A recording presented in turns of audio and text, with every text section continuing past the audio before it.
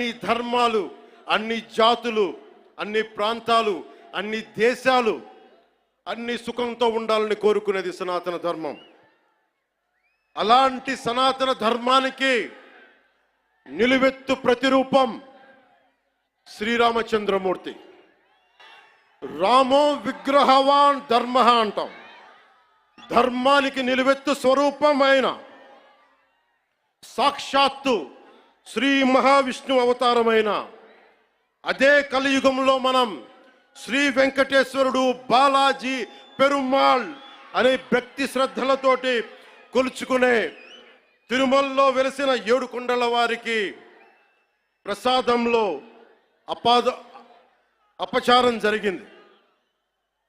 దానికి నేను ప్రాయశ్చిత దీక్ష చేపట్టితే దానిని రాజకీయం చేయొద్దంటారు, అపహాస్యం చేస్తారు, అవహేళన చేస్తారు. నా సనాతన ధర్మాన్ని పాటించడం కూడా వీళ్ళందరికీ పాపంలాగా మాట్లాడతారు.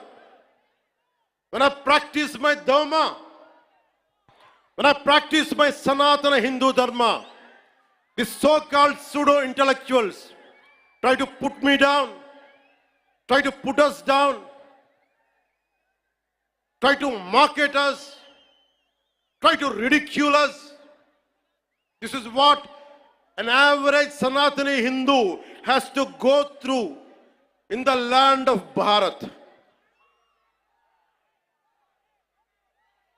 If practicing my own dharma is a sin to the so-called people who comment on us, for the so-called pseudo-secularists, then let me tell you, I will make my stand clear to you today. I am an unapologetic Sanatani Hindu. I am an unapologetic Sanatani Hindu.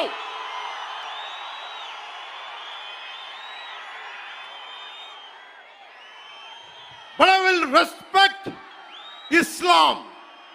I respect Christianity. I respect Sikhism. I respect Buddhism and all the other dharmas. But I am an unapologetic Sanatani Hindu. Let me be very clear to you guys.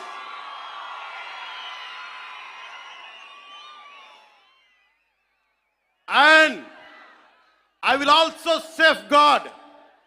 I'm conveying this to the so-called secularists who ridicule my Sanatana Dharma. Let me tell you today, and I will safeguard my Sanatana Dharma with my life. If it gets attacked, trivialized, and abused, if I have to lose everything, including my life and my political position as Deputy CM and this political power, I am ready to let it go. This is an oath I have taken in my life when I was at the age of 21 in the same Tirupati, when I was looking at the foothills of Lord Balaji, looking at the caption, looking at the sloka, Dharmo Rakshita Rakshitaha, Dharmani Rakshista Dharmani Rakshistundani.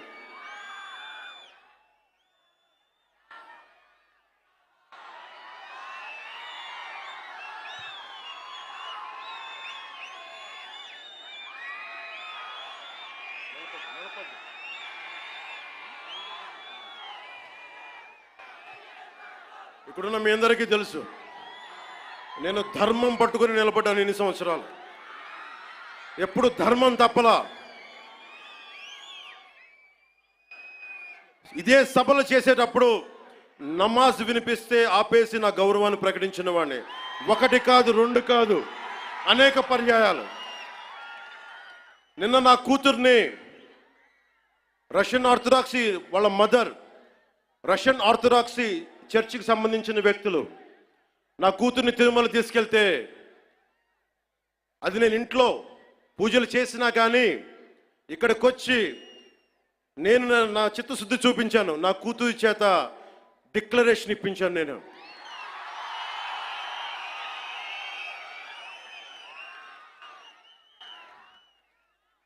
అందరికీ చెప్తాం, నన్ను విమర్శించే వాళ్ళందరికీ చెప్తున్నా,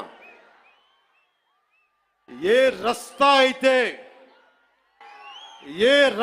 అయితే యుద్ధాలు చేస్తుందో, ఏ రస్తా అయితే యుద్ధాలు చేస్తుందో, గెలుస్తుందో ఓడుతుందో, కానీ ముందుకు పోతుందో అదే నా రస్తా.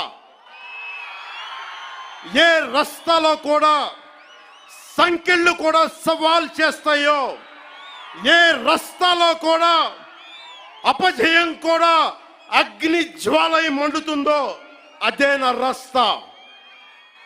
ఏ రస్తాలో మరణం కూడా మహాప్రబంధంగా ప్రతిధ్వనిస్తుందో అదే నా రస్తా. అందుకే పరాభవం చెందిన, పరాజయాలు పొందిన ఎందుకు కదలకుండా నిమ్మకు నీరెత్తినట్టు ఉంటానంటే నా సనాతన ధర్మం మీద నాకున్న అచంచలమైన విశ్వాసం.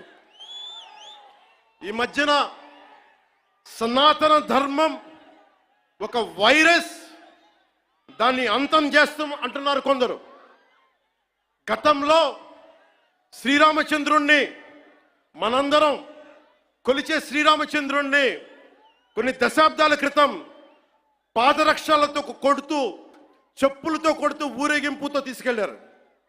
మధ్యలో రామాయణం కల్పవృక్షం అని గొప్పగా చెప్తే, కాదు రామాయణం కల్పవృక్షం కాదు, రామాయణం విషవృక్షం అని అన్నారు. ఈ మధ్యలో రామతీర్థంలో శ్రీరామచంద్రమూర్తి విగ్రహం తల నరికేస్తారు. గత కొంతకాలంగా కల్తీ నెయ్యితోటి, జంతువు కొవ్వుతోటి కలిపిన ప్రసాదాలు ఏడుకొండల వాడికి నైవేద్యంగా పెడతారు. అదే ప్రసాదాలు ఆంధ్రప్రదేశ్ నుంచి 1,00,000 లడ్డులు చేసి ఆ కల్తీ నెయ్యితోటి అయోధ్య రాముడికి పంపిస్తారు.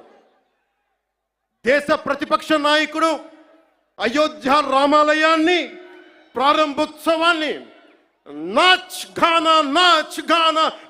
గానా సభగా చెప్తారాయన.